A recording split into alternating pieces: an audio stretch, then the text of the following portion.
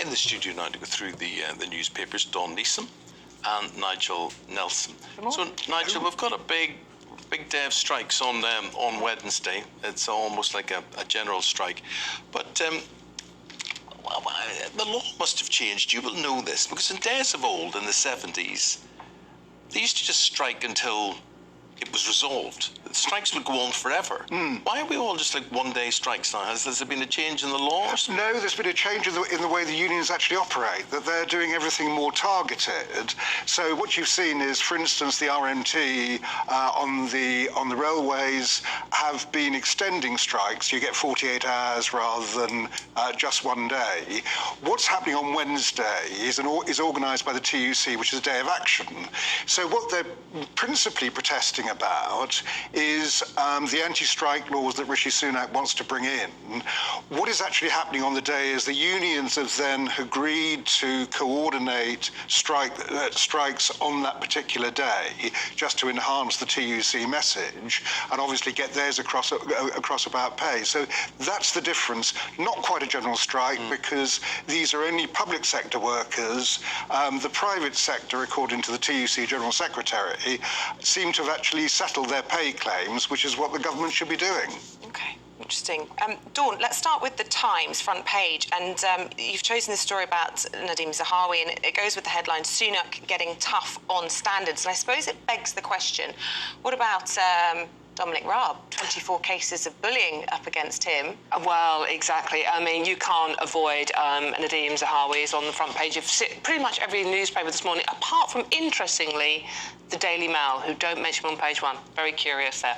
Who have they got on their front page, let me think? They have got Boris Esther Johnson. Ranson and Boris Johnson. Yes, what a surprise.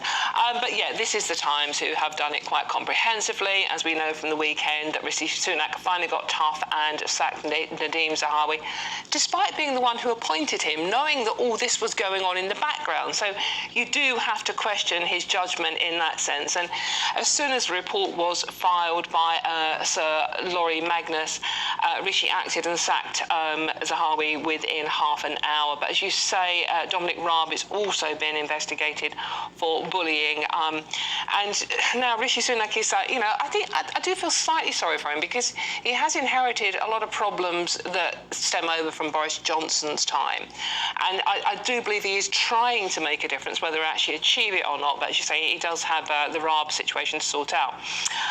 But he's saying now that he wants to appoint a squeaky clean party chairman. And I'm just thinking, I'm trying to think who would actually fit that bill. I mean, Boris Johnson has been suggested. I mean, I would humbly suggest... That was by Jacob Rees-Mogg. Yes. Probably not the squeakiest clean person, I can think. So, but in any case, he has gone. We do need a new party chairman, and it is going to be very interesting to see now how Rishi, getting stuff with zero tolerance, does react to the Dominic Raab situation. Do you feel sorry for Rishi Sunak? I mean, a lot of people, his allies, are certainly saying he's just inherited this disaster from Boris Johnson, but it was his decision to appoint Nadeem Zahawi into his cabinet. It was his responsibility to check up on what was going on. Yes, yes, exactly. So, no, the answer is no, I don't feel sorry for him.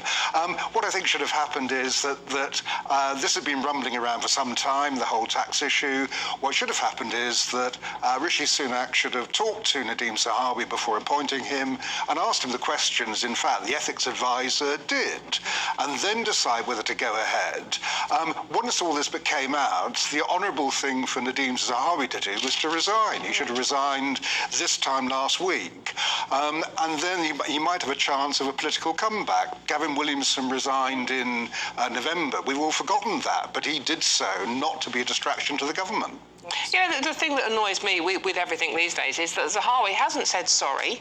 I mean, quite clearly. I mean, 7 times he at least misled people over his tax affairs, the Prime Minister included. And he hasn't said sorry. And his resignation letter was like, well, I've done an amazing thing, and it's all the fault of the Fourth Estate or the media. That's us.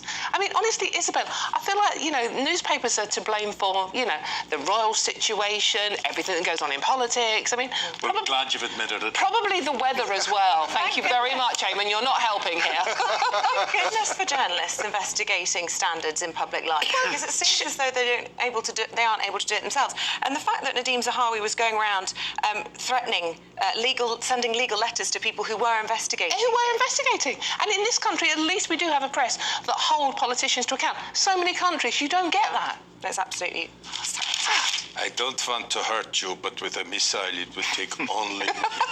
It sounds like a line from Hello, a hello. Bond villain, doesn't it? It's a very good impression.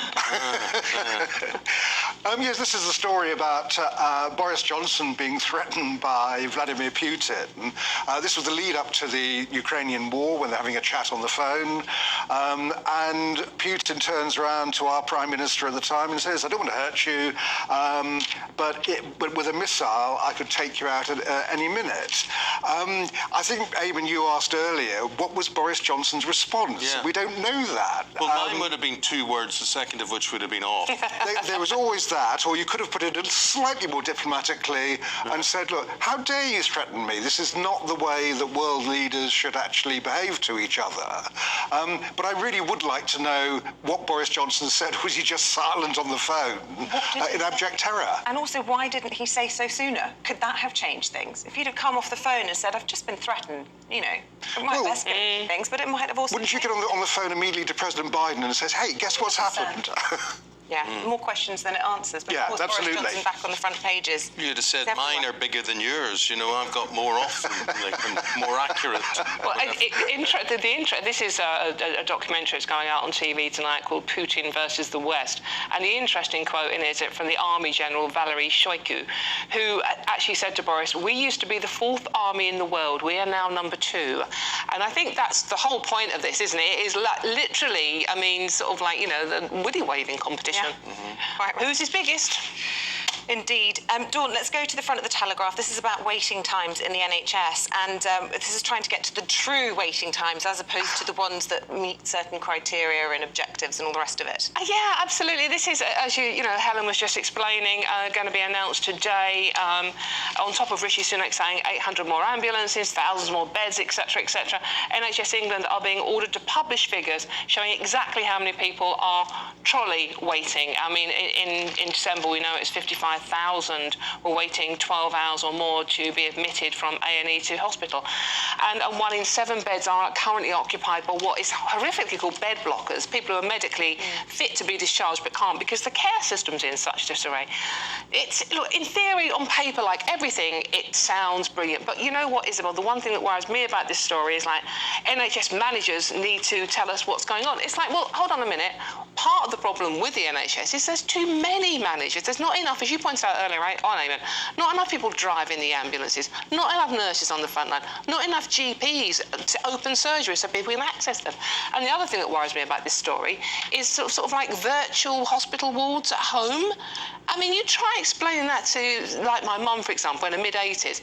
Mum, you know, you're going to, just tune into your computer and you'll have a virtual hospital ward. It's insane. It's just, I don't understand how it's going to work. It sounds good, but how is it going to work? Yeah, what did you make of Helen Whately, though, when she was referring to getting all these new nurses and doctors into the NHS? I mean, what planet is she living on? Well, the whole thing is this question of pay, isn't it? And they still won't discuss pay with the nurses, so recruitment's going to be difficult. I mean, you're talking about 300,000 vacancies in the NHS and social care. The idea of the figures she's talking about don't fill those gaps. But the first thing is to address fair pay for the people who are doing the job. That she sidestepped constantly, even though you kept asking that. I know. Yeah, and as we head towards the teacher strike and those other strikes on Wednesday, the Mirror reflects a story. 1 in 6 head teachers quit within 5 years. So bear that in mind if you're thinking of a career in teaching. With the time at 4 minutes to 7, with that we will take a break and we'll have more of the top news stories of the day right after this. Don't go away. Here's the weather.